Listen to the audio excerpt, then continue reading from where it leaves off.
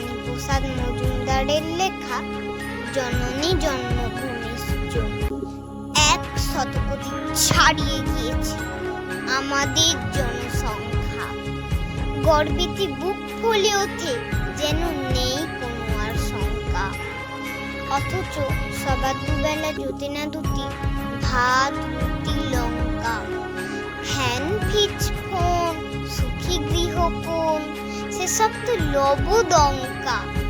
ওরা শুধু খোঁজে ক্ষুধার অন্ন, খোঁজে পরনের বস্ত্র। দিকে দিকে ফাটে পরমাণু বোমা, নাচে বিধ্বংসী অস্ত্র। জীবনে মেলে না এক ফোঁটা সুখ, মেলে মারা গেলে তবে। বলু বলু বলু সবে, শত বিনা বেনু রবে। ভারত আবার জগৎ সভায় শ্রেষ্ঠ আসন লবে।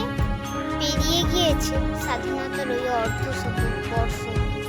আজও কি সবাই পেয়েছে মনেতে সুখ শান্তির স্পর্শ? আজ জাতিভেদ ধর্ম বিভেদ নিয়ে হয় মারামারি। মুঠো ভাতের তরে কুকুরের সাথে চলে কাড়াকাড়ি। শিশু শ্রমিকেরা খাতে মাঠে ঘাতে, কলকারখানা মিলে এখানে ওখানে বাজারি দোকানে মরে খেতে তিলে তিলে।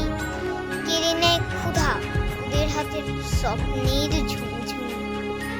এমন দেশটি কোথাও খুঁজে পাবি না কো তুমি। সকল দেশের রানী সেজে আমার জন্মভূমি।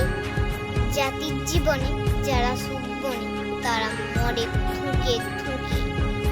হাড় জির রুগ্ন শরীর, ব্যাধি বাসা বাঁধে বুকে।